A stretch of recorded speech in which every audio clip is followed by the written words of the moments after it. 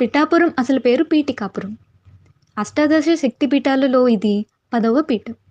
దక్షయజ్ఞంలో సతీదేవి శరీరాన్ని శ్రీ మహావిష్ణువు తన చక్రంతో చిన్నాభిన్నం చెయ్యగా ఆమె పిరుదులు అనగా పీఠం పడిన ప్రాంతం కనుక దీన్ని పీఠికాపురం అన్నారు.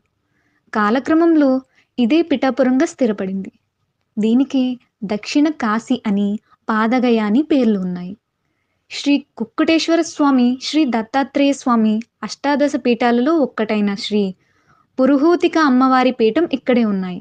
కనుక పిఠాపురం తెలుగువారికి అతి ముఖ్యమైన పుణ్యక్షేత్రంగా పూజలు అందుకుంటుంది. ఈ శక్తి ఆలయం చిన్నదే అయినా అమ్మవారి మూర్తి చతుర్భుజగా అత్యద్భుత సౌందర్య రాశిగా దర్శించిన వెంటనే భక్తిభావం ఉప్పొంగేలా ఉంటుంది. ఈమెకు పురుహూతి